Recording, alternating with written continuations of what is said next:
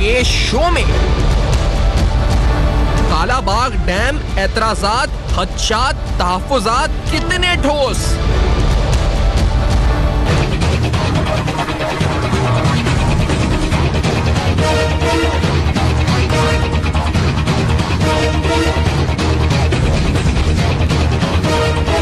Kalabagh dam के फवायद पर तकनीकी बहस, अहम हकाइक बेनकाब। कालाबाग डैम की तामीर मुमकिना हल क्या कमीशन नागुजीर।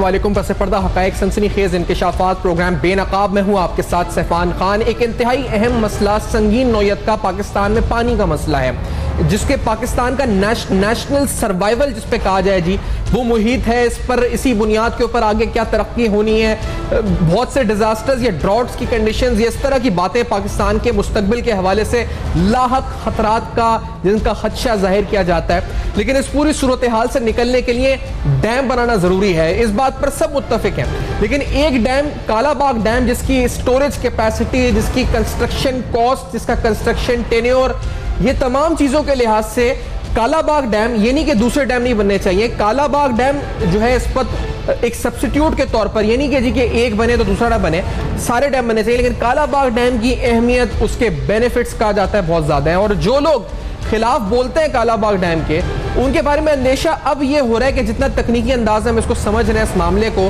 तो अंदेशा ये होता है कि वो किसी एजेंडे पे काम कर रहे हैं। खुदा न खाम, ये किसी पर इल्जाम नहीं लगाते जी कि नेशनल इंटरेस्ट या कौमी मफाद के खिलाफ कोई गद्दार या कुछ, लेकिन ये मामला बड़ा अहम है। पानी का मसला, एनर्जी का मसला, पाकिस्तान को एक एग्रीकल्चर पावर बनाना हो या इंडस्ट्रियल एक्टिविटी को बूस्ट करना हो, क्योंकि इसके जरिए हाइडल जनरेशन और जिसके जरिए 1.5 रुपए पर यूनिट या मेगावाट बिजली पैदा होनी है, जिससे तकरीबन 100 अरब का फायदा हो सकता है, इंडस्ट्रियल एक्टिविटी बढ़ सकती है। तो ये तमाम फायदे सोचने और समझने के बाद कौन इसकी मुखालफत कर रहा है और क्यों कर रहा है, तो फिर तो सवालात उठते हैं। कालाबाग डैम तकनीकी लिहाज से उसकी क्या अफादियत है और कालाबाग डैम का मुमकिना हल क्या है, आज इस तरफ हम प्रोग्राम बढ़ेंगे, क्योंकि आपको तकनीकी फवायद पिछले प्रोग्राम में बताए थे। हल की तरफ मेरे साथ मौजूद हैं मारूफ साइंसदान डॉक्टर अताउर रहमान साहब, HEC के साबिक चेयरमैन रह चुके हैं, एक फेडरल मिनिस्टर साबिक हैं, हमें ज्वाइन कर रहे हैं कराची में। सारिम बनी साहब स्टूडियोज में मेरे साथ मौजूद हैं, मारूफ समाजी इंसानी हुकूक के रहनुमा है, और जनाब जान अचकज़ई साहब एक सियासी तज्ज़ियाकार के तौर पर, क्योंकि सियासत का बड़ा ताल्लुक है इस मामले से, हमें ज्वाइन करेंगे, इस्लामाबाद में हमारे साथ होंगे। अताउर रहमान साहब, हल की तरफ आते हुए आपने एक कमीशन का मुतालबा किया है सुप्रीम कोर्ट से, आपने एक आर्टिकल लिखा और आपने 3 नुकात बताए उसमें कि इसकी जमीन के हवाले से, हाइडल जनरेशन के हवाले से सूबों का क्या फॉर्मूला होना चाहिए। मैं चाहता हूं आप वो बताएं कौम को, आपका जो फॉर्मूला है कालाबाग डैम के हवाले से। अताउर रहमान साहब जी शुक्रिया। बिस्मिल्लाहिर्रहमानिर्रहीम। बात यह है कि खदशात जो हैं सूबों को, वो ये हैं कि अगर ये डैम बन गया तो फिर पंजाब डोमिनेट करेगा और ये पानी का सारा कंट्रोल पंजाब के पास होगा और बाकी सूबों को किसी स्टेज के ऊपर निगलेक्ट किया जा सकता है, उनका पानी का जो शेयर है वो लिया जा सकता है। तो इसका हर चीज़ का एक क्रिएटिव हल होता है। जैसे कि हिंदुस्तान के सुप्रीम कोर्ट ने बहुत अरसे से 200 साल से एक पानी का डिस्प्यूट था जो अभी हाल में सॉल्व किया है, जो कर्नाटका, केरला और दूसरे सूबों के दरमियान था। तो बात यह है कि पाकिस्तान में भी इसी तरीके से हमारा सुप्रीम कोर्ट जो है इसको सॉल्व कर सकता है। इसमें 3 मेरे सजेशंस हैं। सबसे पहला सजेशन ये है कि जिस ज़मीन पे कालाबाग डैम बनाया जाए उसकी जो ओनरशिप है, उसकी मिल्कियत जो है वो किसी एक सूबे की ना हो, बल्कि कानूनी तौर पे उसकी मिल्कियत 4 सूबों को दे दी जाए, ताकि ये जो है ये उस सूबे का हिस्सा ना रहे, बल्कि 4 सूबों की मिल्कियत हो जाए वो ज़मीन जिस पे वो बना रहा है। दूसरा सजेशन ये है कि जो पानी जो उससे निकल रहा है उसके ऊपर जो कंट्रोल है वो भी किसी एक सूबे के ऊपर के पास ना हो, बल्कि 4 सूबों की एक कमीशन हो और वो कंट्रोल करे कि पानी जो है कितना किस सूबे को मिलना है उस कालाबाग डैम से। और तीसरा, उससे जो बिजली जनरेट हो वो जो है वो 30% से ज़्यादा पंजाब को ना जाए, बाकी बिजली जो है वो दूसरे सूबों को जाए, ताकि इससे बाकी सूबों की डेवलपमेंट कम से कम एक ख़ास अरसा 50 साल का अरसा या कोई ऐसा टाइम मुकर्रर कर लें कि ये जो है उससे बिजली जो जनरेट हो रही है वो बाकी सूबों को मिले, ताकि ये खदशात के एक सूबा डोमिनेट करेगा और हमारा जो इलाका है सिंध का या दूसरे इलाके जो हैं वो ख़त्म हो जाएंगे, सूख जाएंगे, वहाँ के एग्रीकल्चर ज़राअत बुरी तरह मुतासर होगी। इसको इस अंदाज से अगर टैकल किया जाए तो यकीनन एक हल निकल सकता है। अगर हम हिंदुस्तान के एजेंडे को फॉलो ना करें, क्योंकि इंडिया यकीनन चाहता है कि यहाँ पे आपस में हम रहे। हिंदुस्तान ने 3200 डैम्स और छोटे और बड़े डैम्स और बराजेस बनाए हैं, 3200, और 2200 उनमें से तकरीबन मीडियम साइज़ और बड़े डैम्स हैं, और हर जगह उन्होंने ये फैला दिए हैं। और इस वक्त हिंदुस्तान के पास तकरीबन 7 महीने की वाटर स्टोरेज कैपेसिटी है।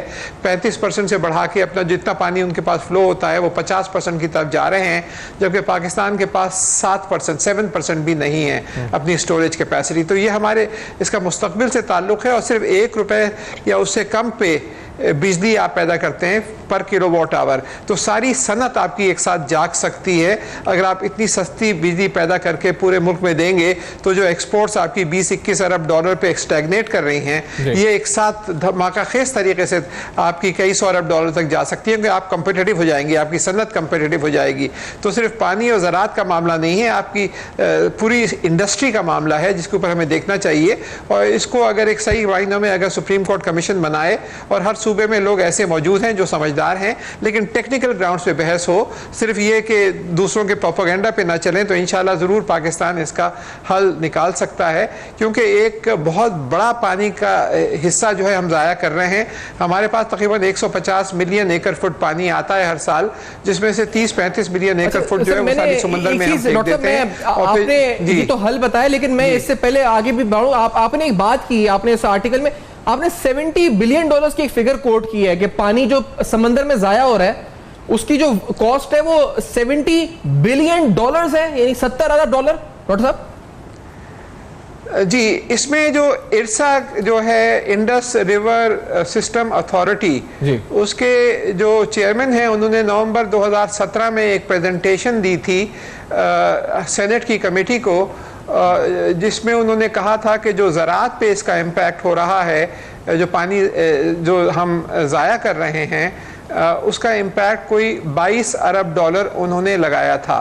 लेकिन उससे जो बिजली जनरेट हो सकती है और उसका जो फिर एक्सपोर्ट बढ़ सकती है और सनत के ऊपर जो इम्पैक्ट है वो उसमें नहीं था। अगर उसको भी जमा कर लें तो तकरीबन जी एक तो डायरेक्ट इफेक्ट है जो 22 अरब डॉलर। इरसा के चेयरमैन ने फॉर्मल प्रेजेंटेशन दी थी नवंबर 2017 में सेनेट को, जिसमें 22 अरब डॉलर कि उन्होंने एक एस्टिमेट लगाया था जो हमारा डायरेक्ट लॉसेस हो रहे हैं पानी की वजह से, लेकिन इनडायरेक्ट जो है उसका इफेक्ट यानी कि ये एनुअल लॉसेस है। तो ये एक बहुत एनुअल लॉसेस हैं, 22 अरब डॉलर सालाना।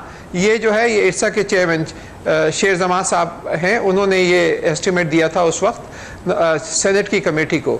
और इनडायरेक्ट अगर आप लगाएं तो वो उससे भी कहीं ज़्यादा हैं, क्योंकि उसका सनत और इंडस्ट्रियल प्रोडक्शन के ऊपर है। तो अगर आप 70 अरब डॉलर भी नहीं समझें, आप 25-30 अरब डॉलर भी सालाना समझें, तो कितनी बड़ी रकम हो जाती है जब आप देखते हैं कि पूरे पाकिस्तान की एक्सपोर्ट्स 21-22 अरब डॉलर हैं और पानी आप 25-30 अरब डॉलर का ज़ाया कर रहे हैं। तो एक ह्यूज, और फिर आप 1-1, 2-2, 3-3 अरब डॉलर सालाना के लिए इधर उधर IMF से और इधर उधर मांगते फिरते हैं। तो खाली ह्यूमन रिसोर्सेज के बाद सबसे बड़ी जो दौलत है पाकिस्तान के पास वो पानी की दौलत है, और उस पानी को सही तरीके से यूटिलाइज करें। और ये जो आप एक शिकंजे में फंसे हुए हैं ऑयल लॉबी के और एनर्जी लॉबी के, LNG लॉबी के, जो चाहते हैं कि उनका कारोबार चलते रहें और करप्शन का ये जो पूरे कारोबार खोला हुआ है वो चलते रहें, उससे निकल कर आपको चाहिए कि फौरन हाइड्रो इलेक्ट्रिक पावर की तरफ आए। लेकिन ये या फिर कोयले की तरफ, कोयले की आपने जो सोल्यूशन दिया है, पहले तो इस सोल्यूशन के ऊपर सारे मनी साहब, आपको नहीं लगता कि इस पर फौरी तौर पर एक्शन होना चाहिए? क्योंकि ये जिस तरह कह रहे हैं कि कमीशन बनना चाहिए, ये हल हो, कोई भी हो, नहीं सुप्रीम कोर्ट इनिशिएट करे, और इनिशिएट होने के बाद इस पर कंसेंसस बिल्डिंग हो, इसके तकनीकी एस्पेक्ट्स को, प्रोज और कॉन्स, उसके बेनिफिट्स और सबको बैठकर समझा जाए, ना कि जी ये सियासत है, ये गद्दारी है और ये वो है। इससे निकलना होगा सारे मनी से। 70 अरब डॉलर सालाना लॉस सैफान भाई, मुझे तो अफसोस है कि पंजाब से हम इतने घबराए हुए हैं, जैसे ऐसा लग रहा है पानी जो है भारत में रुक जाएगा और हमें नहीं मिलेगा। ये पंजाब है, हमारे ही मुल्क का हिस्सा है और पानी का कोई इतना बड़ा इशू नहीं है। अगर आप एग्रीकल्चर के हिसाब से देखें, आज भी पंजाब जितना हरा भरा है वो पाकिस्तान का कोई दूसरा सूबा नहीं है वो, तो उनको पानी ज़्यादा दे देना चाहिए, इसमें हमें किसी बहस में पड़ना ही नहीं चाहिए। इसी तरीके से बिजली अगर वहाँ जनरेट हो रही है तो हम बलूचिस्तान को जो है इंडस्ट्रियल स्टेट बना दें, हम कई चीज़ों को लेकर के चलें ताकि बिजली का भी मामला हल हो जाए, पानी का भी मामला हल हो जाए। और पानी अगर अपने यहाँ भारत में रुक जाता है तो ठीक है, हम राज़ी हैं इसके अंदर, या पानी हर साल हमारे यहाँ पंजाब को KPK को डुबो देता है तो हम राज़ी हैं। अगर यही पानी हम सेव करके अपनी ज़िंदगियों को भी बचा लेते हैं, अपने मुल्क को भी खुशहाली की तरफ ले जाते हैं, तो हम एक दूसरे से जंगों में खड़े हो जाते हैं कि जी पंजाब रोक लेगा। तो हमें इस बहस में नहीं जाना चाहिए, कोई किसी का हक नहीं रोक सकता ना खा सकता है, और पंजाब भी हमारा हिस्सा है, हम भी उनका हिस्सा है, हम मिल करके इसको करें। और मैंने कहा ना, जैसे इंडस्ट्रियल स्टेट को आप बिजली ज़्यादा दे दें, एग्रीकल्चर जो स्टेट बने उसको आप जो है ना पानी ज़्यादा दे दीजिए, आप एक सिस्टम तो बनाए ना। और काला बाग डैम तो हर सूरत में बनना चाहिए, इसमें तो सारी बहस, सारे सिस्टम, सारी निज़ाम बाद में बात कर लेंगे। सबसे पहले इस मुल्क को डैम की ज़रूरत है, और ये सिर्फ पाकिस्तान से दुश्मनी नहीं है इसको रोकना, ये इंसानियत से भी दुश्मनी है। इंसानी जानें ज़ाया हो रही हैं। 2-3 साल पहले आपने देखा हीट स्ट्रोक से क्या कुछ हुआ था। आज भी आप देखें, हम सड़कों पे पानी तो बांट रहे होते हैं, एक दूसरे पे स्प्रे कर रहे होते हैं कि गर्मी बहुत है, लेकिन दरख्त लगाने की मुहिम अब तक कोई प्रॉपर नहीं चल सकी, पानी के निज़ाम के लिए कोई मुहिम नहीं चल सकी। तो मैं समझता हूँ कि, बल्कि मैंने तो अपनी फेसबुक पे भी डाला है कि इस 14 अगस्त को, ये अच्छा मौका है कि मुझे यहाँ बोलने को मिल रहा है कि हम 14 अगस्त को क्यों ना इस बार झंडियों के बजाय दरख्त लगाएं अपने मुल्क के अंदर। वो भी हमारी जो है ना वो मुल्क की खुशहाली है। अगर इस मुल्क में दरख्तों का जाल फैल गया, इस मुल्क में पानी जगह जगह मिल गया, हमारे दरिया दोबारा से आबाद हो गए, नहरें दोबारा से आबाद हो गई, तो मैं समझता हूँ ये खुशहाली ही खुशहाली होगी इस मुल्क के लिए। फिर सही है, बड़ी आपने बात दरख्तों के वाले से भी खूब की है, लेकिन कालाबाग डैम जो चश्मकुशा हकायक, अहम तरीन हकायक यहाँ कर रहे हैं, जो लोग खिलाफ हैं यकीनी तौर पर वो पाकिस्तान के खिलाफ हैं और दुश्मन के एजेंडे पर चल रहे हैं। लेकिन इस ब्रेक के बाद कुछ और अहम हकायक, किस तरफ आगे मामला इस हल को लेकर इंप्लीमेंट किया जा सकता है, इस ब्रेक के बाद करेंगे बेनकाब। मेरे साथ है।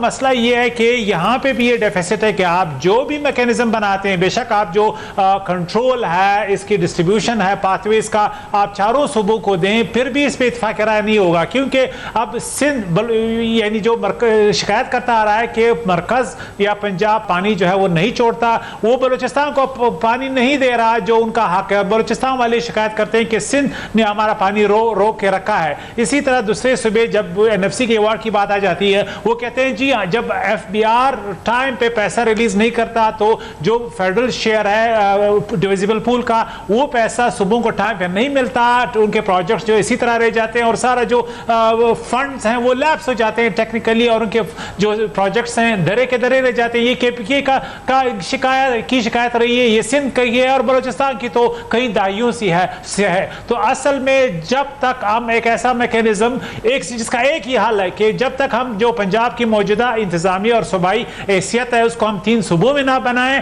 पाकिस्तान की रीस्ट्रक्चरिंग, पॉलिटिकल रीस्ट्रक्चरिंग नहीं होने जा रही है। इस वक्त पंजाब एक ऐसा सूबा है जो ट्रस्ट डेफिसिट का मसला है, उनकी आबादी है। जान साहब, ये जो आप बात कह रहे हैं वो ट्रस्ट डेफिसिट का मसला है। अच्छा, अभी अताउर रहमान साहब कहते हैं कि अगर इसकी ओनरशिप जो है, जमीन जो है, वो तमाम सूबे चारों की मिल्कियत में आ जाए, और जो हाइड्रो पावर जनरेशन हो उसमें कहा जाए जी कि पंजाब 30% से ज्यादा नहीं ले सकता, पानी के ऊपर भी एक फॉर्मूला तय कर दिया जाए, कालाबाग डैम की बात हो रही है, तो आप नहीं समझते ओनरशिप का मसला खत्म हो जाए तो फिर बहुत से मामला आगे बढ़ सकते हैं, रास्ता खुल सकता है। ये चालाकी है इस वक्त ये चालाकी है। इस वक्त जो काउंसिल ऑफ कॉमन इंटरेस्ट है वो बहुत बेहतरीन मैकेनिज्म है। NFC के अवार्ड जो है बहुत वाज़ेह है, लेकिन चूंकि ब्यूरोक्रेसी तकरीबन पंजाब की डोमिनेटेड है, वो हर वक्त जो है लतुलाल और चालाकियों से काम जो है वो लेती है, सियासतदानों को गुमराह करते हैं, बिलखसूस जो एक सूबे के हैं। इसलिए आपको लग रहा है कि जो हमारा कोटा है छोटे सूबों का वो इम्प्लीमेंट नहीं होता, उसको चालाकी के जरिए जो है वो यानी हर वक्त जो है एक्सप्लॉइट उसकी की जाती है। इसी तरह जो छोटे सूबे उनकी जो या उनका परसेप्शन है ये खाली, आपको ये लगता है कि सोशल सूबे अगर उनको लगता है अदम तहफ्फुज़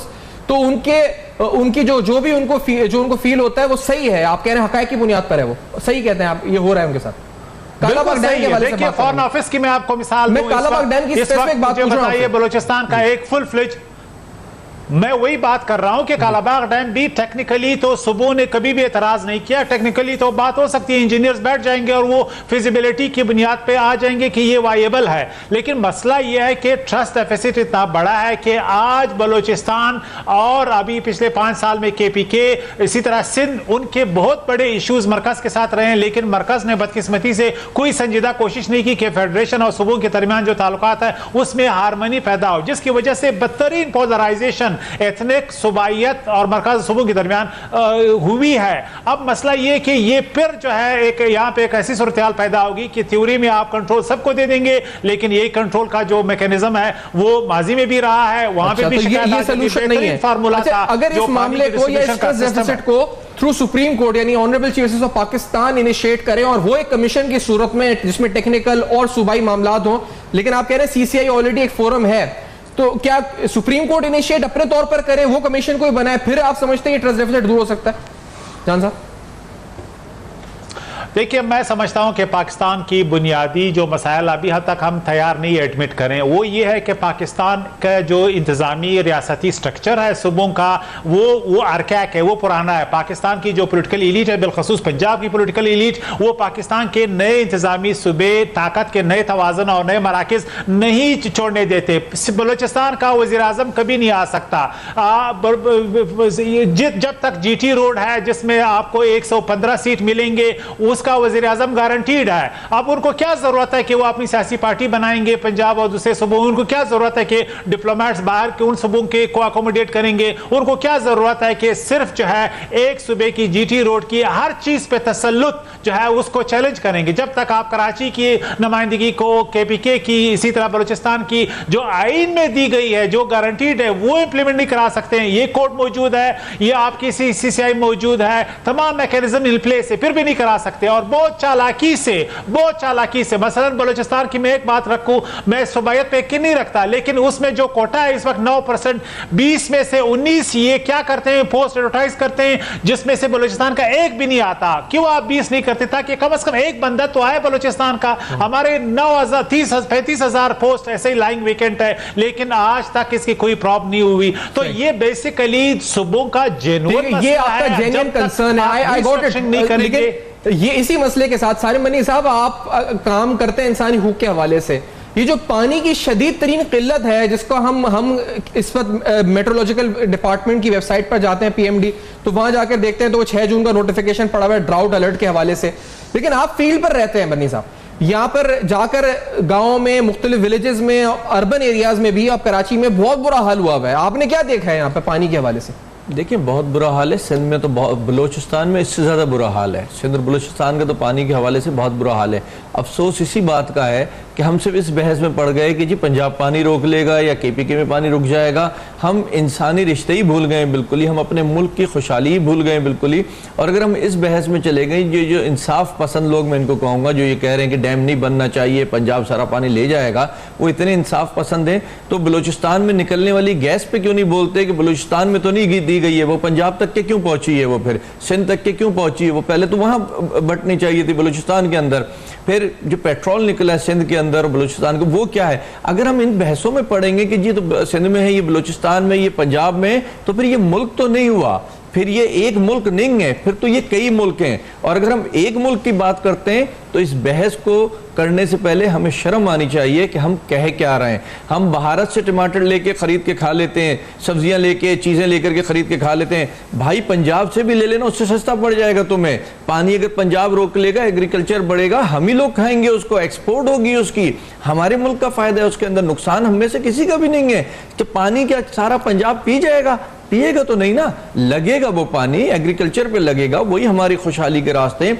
आज भी आप देखें तो सबसे ज्यादा जो एग्रीकल्चर जो पैदावार है वो पंजाब से हो रही है। तो हम फिर अब क्या वो भी लेना छोड़ दें? अगर हम इतने अच्छे वो हो गए, खुददार कह लें या खुद क्या कहें उसको, कह रहे हैं डिप्राइव किया जा रहा है हमारे हुकूक से। CCI को एज अ फोरम, CCI जो काउंसिल ऑफ कॉमन इंटरेस्ट की बात बता रहे हैं, कि वो इस तरह से डिलीवर नहीं कर सका प्रोविंसेस के जो ग्रीवेंसेस थे उनको, और उसी ट्रस्ट डेफिसिट की बुनियाद पे, ट्रस्ट डेफिसिट है उन्हें जी कि नहीं कर पाएगा, बड़ा सूबा है। अच्छा नहीं होगा तो आज हमारे पास क्या पानी है? आज हमारा सूबा क्या बड़ा खुशहाली की तरफ है? आज हमारी क्या जमीनें क्या खुशहाल हैं? हम ये भी तो देखें ना, कम से कम कल एक उम्मीद तो बढ़ेगी ना। चले जी पंजाब पानी रोके बैठा है, लेकिन किसी टाइम जब अल्लाह ताला बारिशें बहुत ज्यादा कर देता है, पानी बढ़ेगा तो हमारे पास आएगा ना। अभी तो हमारे पास कोई रास्ता ही नहीं है। अगर आ जाता है अल्लाह ताला कोई रास्ता बना देता है तो ले जाकर के हम समंदर के अंदर गिरा देते हैं। तो हम कितने जो है ना मकसद अजीब सी सोच में चले गए। अपनी ही कौम में एक दूसरे को कह रहे हैं वो पानी रोक लेगा, वो खाना रोक लेगा, वो जो है गैस रोक लेगा, वो पेट्रोल रोक लेगा। तो इन बहसों में से निकले भाई, एक कौम बने, एक मुल्क नहीं बना पा रहे, कम से कम एक कौम बन के ही सोच लें और देख लें तो अच्छा ये बात है। और डॉक्टर अताउर रहमान साहब, आपने जो हल पेश किया था, जो पहला था कालाबाग डैम के हवाले से, जो लैंड ओनरशिप का मामला था, तो उस पर तो जान साहब का आपने जवाब सुना, अगर आप तक पहुंचे तो उन्होंने कहा जी कि this is not a solution. आप अताउर रहमान साहब किस तरह डिफेंड करेंगे कालाबाग डैम बनाने के लिए पहली तजवीज आपकी जमीन के हवाले से? जान साहब उसको कहते हैं फैक्चुअली इतनी स्ट्रांग नहीं है, आप क्या कहेंगे इस सिलसिले में, इसको किस तरह डिफेंड करेंगे डॉक्टर साहब? जी, मैं इस बात से राजी मुत्तफिक नहीं हूँ जो कहा है कि this is not a solution. सवाल ये है कि अगर सुप्रीम कोर्ट का पूरे पाकिस्तान के सिलसिले में एक क्लियर डिसीजन आ जाए कि जहाँ पे ये बनेगा उसकी मिल्कियत चारों सूबों की जॉइंट मिल्कियत होगी, ओनरशिप जॉइंट होगी, उसको फिर कोई क्वेश्चन नहीं कर सकता कि एक सूबा उसके ऊपर कंट्रोल कर ले। दूसरा, उसके पानी के डिस्ट्रीब्यूशन के सिलसिले में भी एक फार्मूला के तहत डिसीजन आ जाए। ये मैंने जो कल अखबार में मेरा द न्यूज़ में आर्टिकल आया है, ये मैंने काफ़ी सोच समझ के लिखा है कि खदशात हैं, ट्रस्ट डेफिसिट है, उसको हमें एड्रेस करना पड़ेगा। ये बात जो फरमा रहे हैं कि ये हमारा मुल्क है, एक है, हमें इस तरह सोचना चाहिए, मैं टोटली एग्री करता हूँ, लेकिन साथ के साथ हमें रियलाइज़ करना चाहिए कि ऑन ग्राउंड जो है सूबों के अंदर सीरियस इसके बारे में एप्रीहेंशंस हैं कि कल गलत तरीके से इस्तेमाल ना हो, उनको हमें एड्रेस करना है। तो इसी तरीके से करना है जिस तरह के मैंने लिखा है। इसको आप डॉक्टर अताउर रहमान फार्मूला कह सकते हैं या जो मर्जी आए कहें, इसको फर्दर मॉडिफाई करें कि ओनरशिप हो, डिवीज़न हो उसकी, कि जो जा रहा है उससे जो बिजली प्रोड्यूस हो रही है उसका एक फार्मूला के तहत सुप्रीम कोर्ट उसको एक कमीशन मुकर्रर करे, न्यूट्रल कमीशन हो जो उसको सुपरवाइज किया करे, और वो ओनरशिप भी चारों सूबों की को दे दी जाए ताकि किसी एक सूबे की डोमिनेशन ना रहे उसके ऊपर, क्योंकि ये कौम का असासा है, इसमें सबका फ़ायदा है। और अगर नहीं करेंगे तो एक बहुत बड़ा कहत आने वाला है पाकिस्तान पे। अल्लाह रहम करे।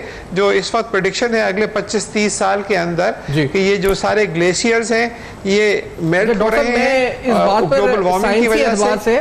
साइंटिफिकली जो आगे की प्रेडिक्शन आप बता रहे हैं ये बड़ी अहम बात है, इसी पे आना चाह रहा हूं क्योंकि ये हम नुक्ता यहाँ छोड़ के जाना जरूरी है कि आगे खुदा ना खास्ता क्या हो सकता है अगर डैम नहीं बनते। ये जवाब डॉक्टर अताउर रहमान साहब से पूछेंगे, फिर सारिम बनी साहब और जान साहब की गुफ्तगू इस पे कि 15 साल 20 साल 25 साल मुल्क का मंजरनामा क्या हो सकता है अगर डैम नहीं बनते। आफ्टर दिस ब्रेक होगा बेनकाब, मेरे साथ रहेगा।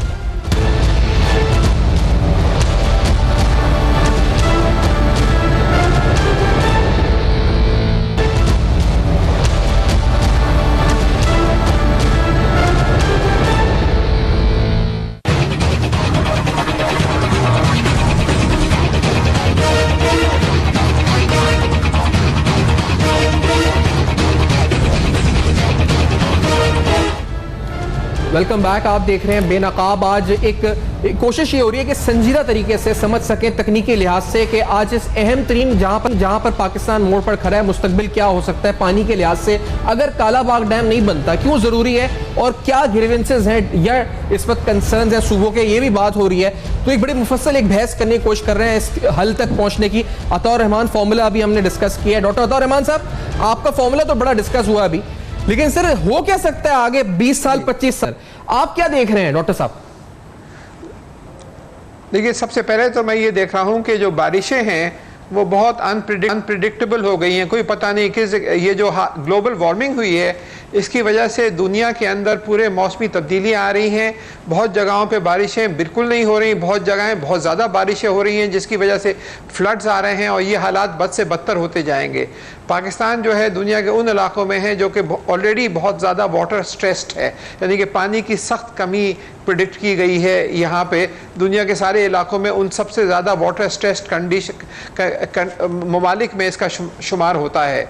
और अगले 20-25 साल में तो आपको ये जो सारे ग्लेशियर्स हैं, पानी कहाँ से आता है दरियाओं में? ग्लेशियर जो पहाड़ों पे जो बर्फ़ें होती हैं, बर्फ़ पिघलती है, उससे ये पानी आता है। ये सारी जो हैं ये मेल्ट होके ये ख़त्म हो रहे हैं ग्लेशियर्स, और ये सारे जो दरियाएँ हैं बहुत से हमारे सूख गए हैं, अभी भी दरियाओं में पानी नहीं है, ये सारा ख़त्म हो जाएगा। बहुत बड़े पैमाने के ऊपर कहत होगा।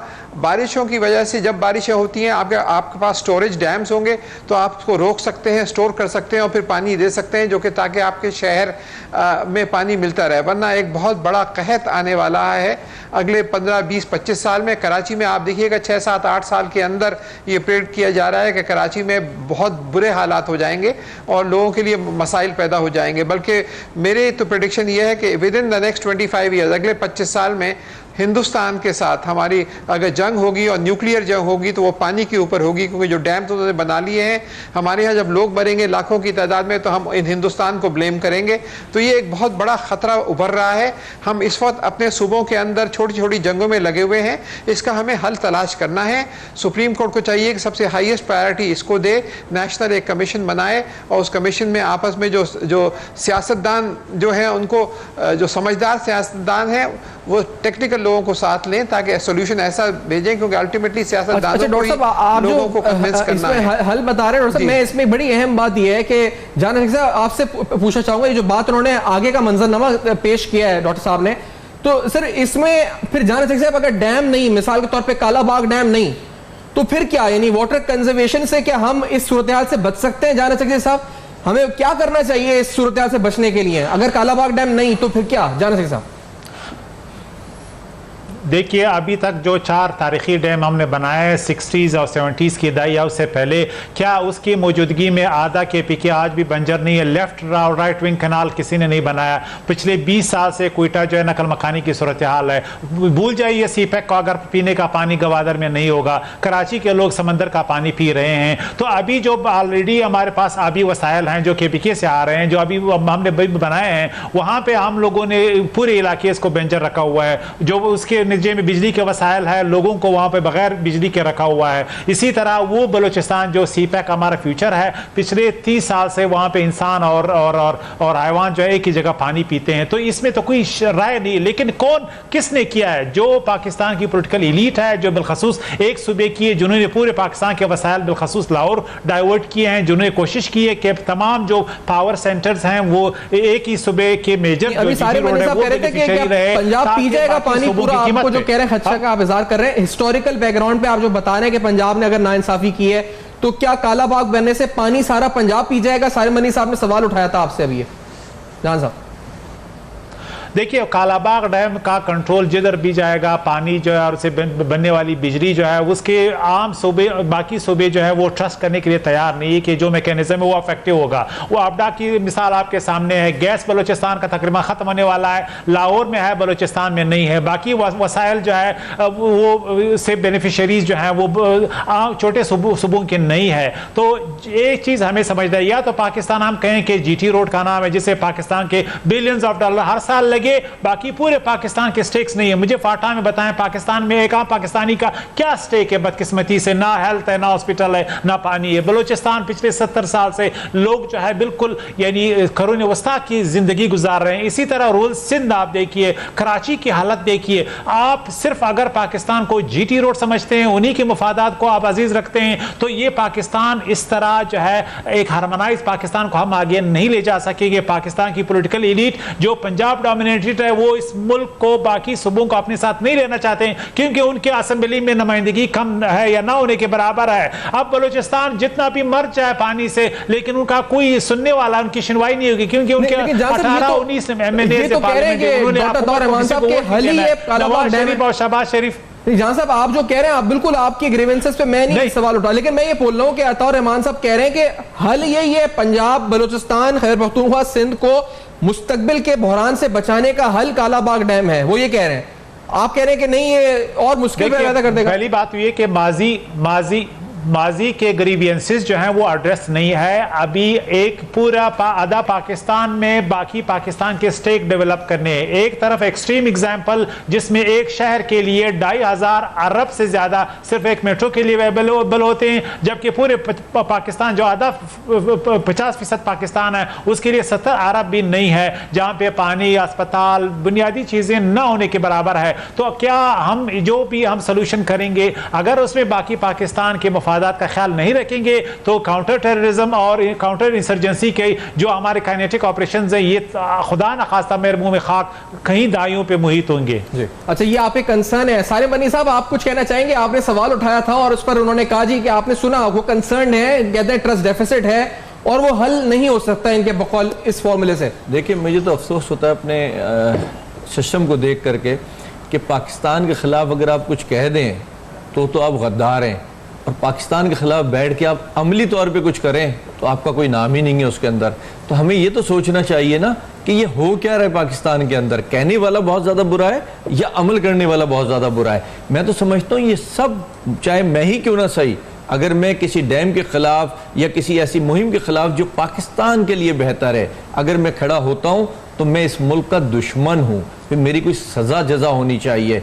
ये इस तरीके से अगर होता रहेगा अमली तौर पे जो चाहे आप करते रहें तो मेरा ख्याल है पाकिस्तान कभी आगे नहीं बढ़ेगा। डैम बनना तो दूर की बात है, खुदा जाने फिर आगे क्या होगा फिर। नहीं तो अब ये यानी सारे एतराज़ात गलत हैं आपके नज़दीक? देखिए बिल्कुल गलत है, मैं इन बातों को बिल्कुल भी नहीं मानता। मैं कराची में पैदा हुआ हूँ, मैं कराची में पला बड़ा हूँ, मुझे तो कोई डर खौफ नहीं है कि पंजाब पानी रोक लेगा। रोक ले पंजाब पानी, हमें सब्जियां तो देगा ना, एग्रीकल्चर तो देगा ना, हमारे पास बिजली तो सस्ती आएगी ना, कहीं तो हमें भी फायदा होगा ना। अल्लाह ताला भी सबको सब कुछ नहीं दे देता है, किसी को कहीं चीज की कमी करता है तो किसी चीज में जो है ना इजाफा करता है। तो हमें इस तरीके से सोचना चाहिए। पंजाब पंजाब पंजाब पंजाब को हमने इशू बना करके रख दिया है। भाई ये पंजाब भी हमारा है और अगर पंजाब आपका नहीं है तो फिर ये पाकिस्तान को, फिर मैं क्या बोलूं इसके आगे। डॉक्टर साहब आपका जवाब क्या होगा? जान सकी साहब कंसर्न जो रेस किए हैं, क्या कहना चाहेंगे इस पे डॉक्टर साहब? इस पे वही जो मैंने किया है कि कंसर्न्स जो हैं ये ग्राउंड रियलिटी है। हमें पाकिस्तान के बारे में पहले सोचना चाहिए, और पाकिस्तान है तो हम हैं, और पाकिस्तान नहीं है तो हम कुछ भी नहीं हैं। तो पाकिस्तान की बेहतरी के लिए कालाबाग डैम और दूसरे बहुत सारे डैम्स हमें बनाने चाहिए। पानी को हमें हाईएस्ट नेशनल प्रायोरिटी देनी होगी। इस मुल्क को आगे बढ़ना है।